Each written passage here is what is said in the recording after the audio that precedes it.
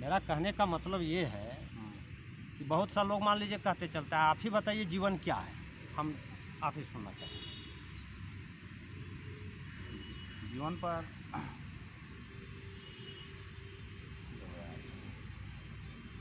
देखिए, जीवन क्या है, निर्झर है मस्ती ही इसका पानी, और सुख दुख के दोनों तीरों पर चल रहा राह मनमानी। एक कोई कवि है, नाम उनका शायद हम भूल रहे हैं। तो जीवन क्या है, निर्झर है, एक नदी को मान करके चलिए निर्झर है, मस्ती ही इसका पानी, और सुख दुख के दोनों तीरों पर चल रहा माह मनमानी। ये नहीं है कि किसी की ज़िंदगी में दुख ना आ सकता है और सुख ही सुख केवल आवे, और किसी की ज़िंदगी में सुख ही नहीं हो और केवल दुख ही दुख हो, ऐसा नहीं होता है। जैसे दिन और रात, सुबह और शाम, अच्छा बुरा, उसी तरह प्रकृति ने दो पार्ट में बांट कर रखा है।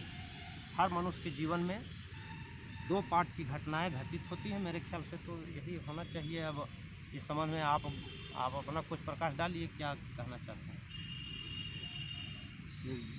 जीवन दो पहलू है, तो उसके बारे में अलग अलग आप बताइए। पहला पहलू क्या है, दूसरा पहलू क्या है? हाँ ठीक है, पहला पहलू से ही हम शुरुआत करते हैं। तो किसी व्यक्ति का हम जन्म से ही शुरुआत करेंगे कि भाई वो जन्म लिया, जन्म के बाद हमारे जो वेद पुराण इत्यादि के अनुसार जो नियम है, तो 16 संस्कार बताए। तो जन्म से लेकर मृत्यु तक 16 संस्कार एक मनुष्य के उस चक्र में गुजरता है। अब वो 16 संस्कारों में है छठी, मुंडन, कर्मछेदन, विद्या आरंभ, फलाना चिलाना से अंत तक हो गया आपको एकदम मृत्यु से, या हो गया अंतिम संस्कार, जिसे हम अंतिम 16वां संस्कार को हम अंतिम संस्कार के भी नाम से जानते हैं। तो जीवन में प्रत्येक व्यक्ति के साथ तो हम समझते हैं कि यही पाठ घूम रहा है कि जन्म लिया। हर एक माता पिता चाहते हैं कि हम अपने बच्चों का लालन पालन अच्छे से करें, शिक्षा दीक्षा अच्छे से करें। तो भरसक अपनी सामर्थ्य के अनुसार वो उसको पढ़ाते हैं, लिखाते हैं, बच्चा पढ़ जाता है। हमारे यहाँ लड़कियाँ दूसरे घर की संपत्ति होती है तो दूसरे घर में चली जाती है, यह चला आ रहा है परंपरा। और लड़का है तो पुत्र का फिर हम ब्याह करते हैं, फिर बधू आती है घर में, जिसे लोग अपने अपने घर में लाते हैं, तो कुल बधू भी कहते हैं। उस कुल की बधू वो कायम है। अब कुल की बधू आने के बाद क्या हुआ कि फिर से वो प्रक्रिया चला कि जो प्रक्रिया में हमें माता पिता यहाँ तक पहुँचाए, फिर हम भी एक संतान उत्पन्न करें और फिर उसी प्रक्रिया तक उसको ले जाएं। तो लगभग यह एक सिस्टम सा बन गया है, अभी जीवन का चक्र हो गया है। लेकिन जीवन का यह चक्र मेरे ख्याल से सामान्य परिस्थितियों से गुजरता हुआ चक्र है। हजार में, लाखों में, किसको किस लिए ईश्वर ने यहाँ किस कार्य से बनाकर भेजा है, महत्वपूर्ण ये है। तो हर यहाँ प्रकृति के जितने भी तत्व नज़र आ रहे हैं, जीव, चर, अचर, जड़, चेतन, प्रकृति ने सबको किसी न किसी मकसद से बनाया है मेरे ख्याल से। उसी तरह से हम हैं, आप हैं, वो हैं, वो हैं। 84 लाख योनि है। 84 लाख योनि के संबंध में हम इसलिए चर्चा नहीं करना चाहेंगे, हालांकि इसमें मेरी मान्यता थोड़ा अलग है। 84 लाख योनि में कहता है कि भटक करके मनुष्य तन में जन्म लिया, यह कह के कि तुम सुधर जाओ और ईश्वर का स्मरण करो या उस विधाता का स्मरण करो जिसने तुम्हें अंग प्रत्यंग यहाँ भेजा। उससे कहीं महत्वपूर्ण मेरा ये है कि मोक्ष की प्राप्ति सुनते हैं जब हो जाता है, ऐसा वर्णन है, तो मोक्ष की प्राप्ति होने के बाद व्यक्ति आजन्मा हो जाता है। जीवन और मरण के चक्र से वह मुक्त हो जाता है, उसके आत्मा जो है सो परमात्मा में समा जाता है। तो ये हो गया कि जीवन से मुक्त होने के लिए मनुष्य तन का। लेकिन हम कभी कभी समझ ये नहीं पाते हैं कि जो चीज़ लिख दिया गया है उसको हो सकता है हम समझ नहीं पा रहे हैं। कि एक सूअर है, सूअर को कैसे पता चलेगा कि हम एक अच्छा कर्म करें तो आदमी घर जन्म लेंगे? सो उसको कहाँ कुछ वेद शास्त्र इत्यादि वो तो ज्ञान नहीं है। एक कुत्ता है, एक गधा है, ये सब चीज़ों पर।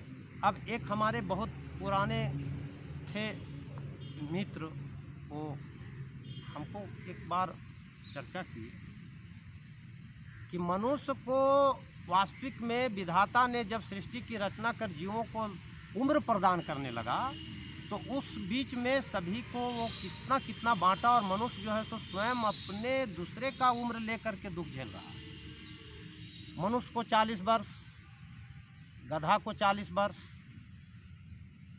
बैल को 40 वर्ष, कुत्ता को 20 वर्ष, उल्लू को 20 वर्ष उम्र बढ़ चुका था।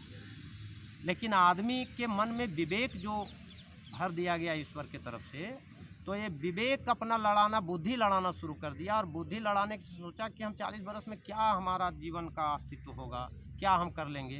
तो बोला कि प्रभु ऐसे ऐसे बात है, से कुछ हमको और उम्र कहीं से दे दीजिए। तो बोले कि सबको तो हम बांट चुके हैं, उन लोग से मांग के देखो, अगर कोई देता है तो अच्छी बात है। तो ये बैल पास गए, बोले कि बैल महोदय, तो हमको कुछ उम्र अपना दीजिएगा। तो बोले कि कैसे दे देंगे जी आपको उम्र, हम अपना हमको मिला है। तो कहा कि सो इच्छा है मेरा।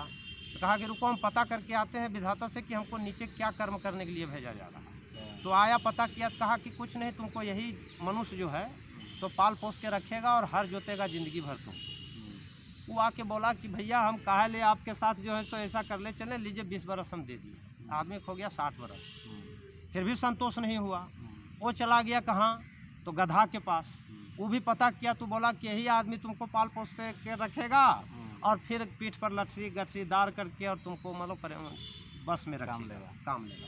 वो भी बुद्धि अपना सोचा क्या करेंगे इस तरह से जीवन जीने से। तो वो क्या किया कि 20 बरस वो दे दिया, हो गया 80 बरस। असंतुष्ट मनुष्य फिर कुत्ते के पास गया। कुत्ता को भी पता चला कि ऐसे ऐसे बात है, यही मनुष्य हमको जो है सो रखेगा जीवन भर। वो क्या कहिस कि 10 वर्ष वो दे दिया, हो गया 90 बरस। फिर भी इसको संतोष नहीं। उल्लू पास गया, उल्लू विधाता के पास गया, और फिर विधाता कहे कि तुम्हें दिन में सूझेगा नहीं, रात को देख पाओगे। तो कहा ऐसी ज़िंदगी से क्या लेना देना है, लो 10 बरस, तो 100 बरस पूर गया। अभी 100 वर्षों का विश्लेषण देखिए मेरे समझ से, इसका विश्लेषण मैं अपने स्तर से किया हूँ कि 40 बरस मनुष्य अपनी ज़िंदगी जीता है, और 40 से 20 जो बैल वाला लिया, यानी कि वह जोताते रहता है। जोताना का मतलब कि चरे वेती चरे चलते रहता है अपने जीवन में। और आप देखते होंगे कि 60 बरस में सरकार भी रिटायर कर देता है। तो 40 20 60 हो गया बैल से लिया हुआ। रिटायर होकर के जब वो घर चलाता है, तो घर में भी उसको गधा की तरह जैसे सब्जी लाना, वो ढोने वाला जो लिया था गधा से, गेहूँ पिसा के ले आइए, जाओ रे दादाजी से बोलो बाजार से थोड़ा ये सामान ले आवे। आप घर में नाती पोता पुता वाला आदमी है, तो आपको कुछ ना कुछ फरमाइश होते रहेगा, और आपको गधा की तरह 80 वर्ष तक आपको काम कराना है गधा का। 80 बरस के बाद निश्चित है कि मनुष्य की इंद्रियां थोड़ा शिथिल पड़ जाती हैं, काम करना बंद कर देता है, लेकिन मुंह का बहुत रहता है। तो कुत्ता से जो वो लिया था, तो दरवाजे पर वो वृद्ध बैठे रहेंगे, शरीर हाथ पार तो काम करेगा नहीं, लेकिन उनके आगे कोई पोता या कोई व्यक्ति इस तरह का गलती किया तो दरवाजे पर से डांटेंगे, रे चुप, खबरदार, फिर देखो। वो भूकने वाला काम कुत्ता से जो लिए थे वो हो गया। अब 80 के बाद जो है सो 90 पहुंच गए। 90 के बाद बिरले कोई ऐसा जीवित रह पाते हैं आज के खान पान में, लेकिन शायद कोई जीवित रह पाए। तो उनकी जो है सो आँख की रोशनी समाप्त हो जाती है। उल्लू वाला जो लिए थे सो अब सामने ही ला करके यदि पतोहू ला करके रख दी कि लीजिए दादाजी हलवा खा लीजिए, अब इनको सूझ नहीं रहा है, तब तक पोता वगैरह लोग ला के 2-4 चम्मच मार लिया, उनको मिला था इतना, लास्ट में बच जाएगा इतना, आने के आप उल्लू की ज़िंदगी से। यही तो मेरे जीवन में समझ है। बाकी आज की कथा इतनी भयो सुनो वीर हनुमान, और राम लखन सीता सहित करहूँ तुम विश्राम, सियावर रामचंद्र की जय। 500 धनुआ।